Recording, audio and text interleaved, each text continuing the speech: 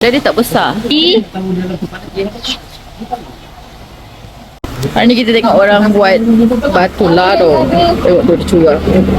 Wah. Macam buat kuih kan. Selalu tengok buat kuih kan.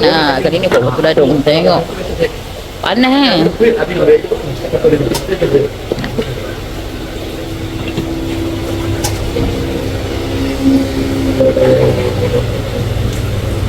Potong lebih-lebih. Kita gendam.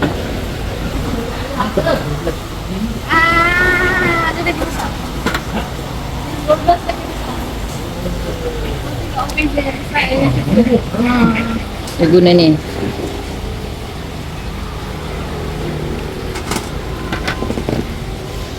Ni dah sejuk eh? Dah.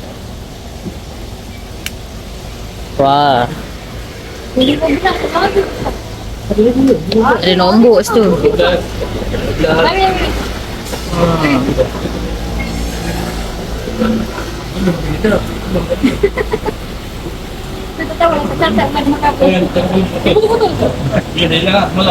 Oh tu tak ni pula, tak letak yang ni. Tu satu masak.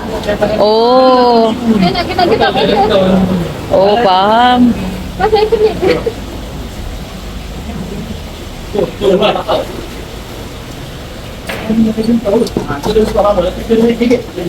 Oh, rosak dia macam tu eh.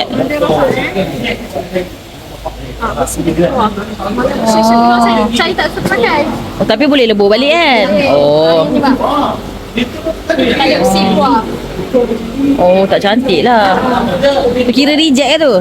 Ni elok. Oh, ni elok. Okey. Tapi dia boleh lebur balik. Kan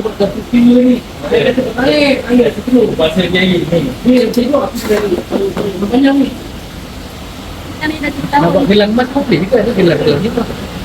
Simpan. Lima api ni, api lain. Lagi besar, lagi kuat. Saya berasa macam orang mancing.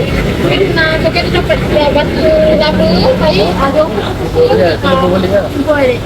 Dia dah jual kat saya lah. Dulu ambil kat apa, wire kat rumah tu. Ya. Kalau orang buat.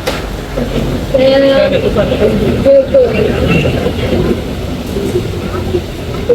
ada orang kuasa dia.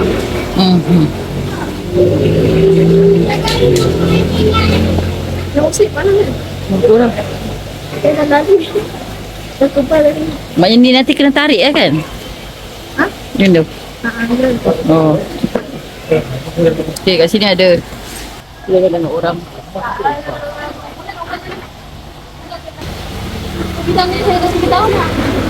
Dulu buat sendiri, tapi buat kelakar lah. Pakai apa, tukar kuih tu. Dulu kan ada kat rumah-rumah tiang-tiang tu. Kalau dia lepas punya ni lah. Mana yang tu? Dia dah kerja ni. Oh, tak jadi lah. Tak jadi lebur balik. Oh, bersih dia semua.